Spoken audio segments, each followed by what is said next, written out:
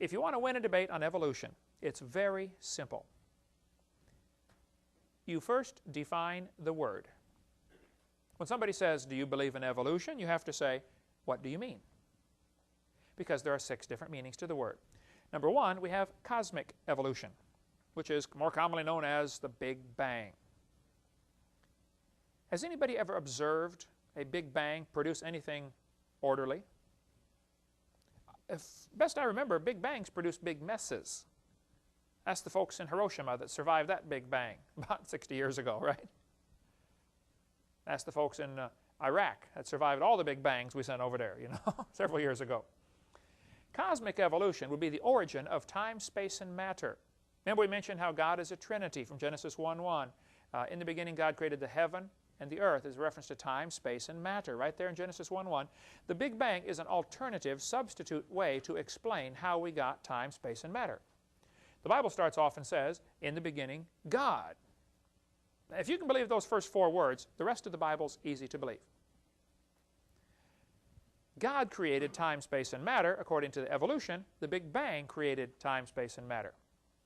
They attribute the same characteristics that God has to Big Bang, able to produce time, space, and matter. The second definition of the word, after the Big Bang supposedly exploded, the Big Bang, according to the evolutionists, would produce hydrogen and possibly a little bit of helium. The sun is hydrogen and helium. The question then would come, how do we get the other elements? Where do we get lithium and carbon and oxygen and, you know, neon and all these 92 elements plus the synthetic ones we have? Where do we get these elements? You'd have to have really billions of years of chemical evolution.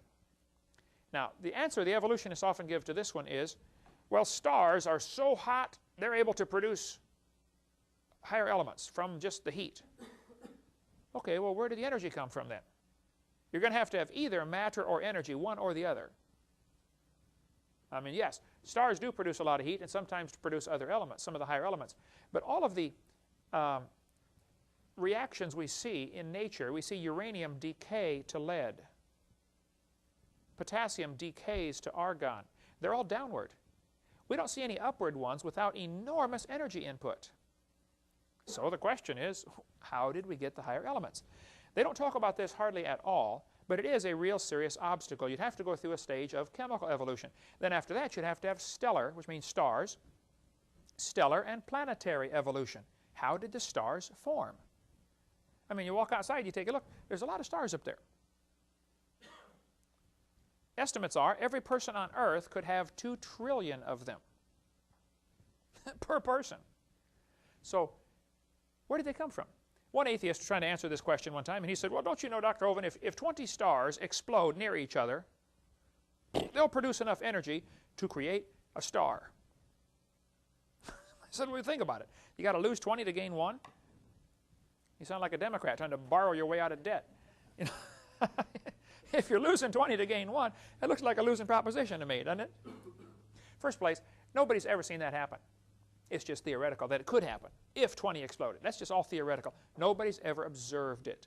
Now, since science deals with what we can observe, we can test, we can demonstrate, this part of evolution is not science. It's part of their religion. It would have to happen, though. It'd have to happen a whole bunch of times. I mean, trillions of times, because there's a lot of stars up there. Number 4, you'd have to have organic evolution. That is basically the origin of life. How did life get started from non-living material? We will cover a whole lot more on that experiments they've tried to do to create life in the laboratory. Back when we get to what's on my video number 4, it'll probably be several years before we get there at the rate we're going in this course. But we cover the origin of life. It's absolutely hasn't happened. Nowhere close. One student, I was in a debate one time at University of West Florida, and this smart aleck student stood up and he said, now, Dr. Hovind, what would you say if a bunch of intelligent scientists someday create life in the laboratory? I said, well, first place, they're absolutely nowhere close to it. They can't even get the amino acids to stick together very good. And that's just a small building block. I said, secondly, I would have to say, if a bunch of intelligent scientists produce life in the laboratory, that would prove it takes intelligence to create life, which is what I've been saying all along. It would actually prove creation, wouldn't it? It certainly wouldn't prove evolution. It wouldn't prove it could happen by itself, by chance, over billions of years. And it hasn't been done. They're absolutely nowhere close. Step number 5, you would have to have macroevolution. This is the origin of major kinds. There are quite a few different kinds of animals. Where did they come from? When you get into a discussion on evolution, I would encourage you to avoid using the word species. The Bible says the animals will bring forth after their kind. Now just stick with what the Bible says and you'll be fine. Because if you get into a discussion on species, somebody's going to prove to you that a dog and a wolf are different species. And well, by our classification system, they are. There's Canis lupus and Canis domesticus, and they're different species. I point out, well, they're interfertile. A dog and a wolf can breed and produce puppies, so there really is no good solid definition of species. I would say there probably also is not a good solid definition of the word kind, but if you put a dog, a wolf, a coyote, and a banana on the table, and bring in a 3-year-old and say, which one is not like the others? He could probably tell you, it's the banana, right? A horse and a zebra are the same kind of animal. It's obviously not like a tomato, right?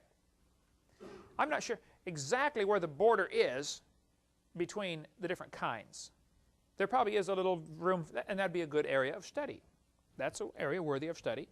But it's pretty obvious when there are different kinds of animals. Most of the cases are clear-cut obvious. Some are a little questionable. Okay, we can study the fringe if you'd like, but let's not waste time focusing on the fringe. Let's look at the bigger picture. The 6th and final definition of evolution is microevolution. That is variations within the kind. Now, this one is scientific. This happens all the time. That's what farmers do for a living, isn't it? They try to produce a particular breed that's good for their particular area. You know, if they happen to live in cold climates, they try to get a cow that can survive the cold climate. Down in Texas, where it's hot, they produce the Brahma bull, you know, it can stand the heat. Then you get the Angus that has real good beef. And so when you're in a right kind of temperature area, you combine the two and get a Brangus, which has both heat resistance and good beef. Farmers spend a fortune trying to develop a variety that's good for their area. Even varieties of cotton for certain kinds of soil. But see, variation within the kind, I actually object to the word microevolution because that's what confuses the kids. But they're using it anyway, so we're kind of stuck with their term, okay? See, when they define the terms, it makes the argument a little tougher. The first 5 are religious. They have never been observed. I did a debate in El Paso, Texas a couple weeks ago, and first thing I did, I gave the 6 different meanings of the word evolution. I said, now folks, number 6 is scientific. I wouldn't argue about that. Bacteria become resistant to drugs after a while. I won't argue about that. It's still a bacteria. Roaches become resistant to pesticides. It's still a roach.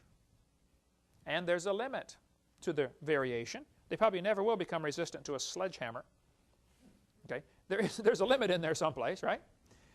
So what's going to happen? Scientists or evolution teachers are going to give thousands of examples of microevolution, which is indeed true. And then they somehow, by association, make the kids believe that all 6 of those go together. And it ought to be illegal to do that, okay? It's called bait and switch. You get them to, offer them one definition of evolution, variation within the kind. Most of the textbooks will say something like, evolution is change in a species over time. And that sounds real innocent, and that's true. Don't you probably look different than your grandpa? Yeah. Does that prove you came from a rock? No. You see what I mean? Certainly doesn't prove the Big Bang or any other thing else up there. That's all fairy tale stuff. And if you will learn those 6 different meanings of the word evolution, and whenever you get into a debate or an argument on the subject, just simply stop and say, what do you mean by evolution? And if they say, well, things change. Oh, yeah, I agree. I believe that. Oh, you believe in evolution? Well, I believe things change. I believe the change is limited to whatever information is already in the gene code. That doesn't prove a turtle and a banana are related, that's for sure. It might be that all the 500 varieties of turtles came from maybe only 10 turtles in the Garden of Eden. I don't know how many kinds God made. And today there's probably a lot of new varieties, but still, they're still a turtle. So be very careful. You can win the argument every time, and you got to watch for it, because they will constantly try to blur the border between micro and macro. And they're missing the entire point of the other phases of evolution. Those are the 6 meanings. And if you keep hammering on that, eventually they'll either get mad and go away, or they will get converted. Because that's, to me, is the whole crux of the argument.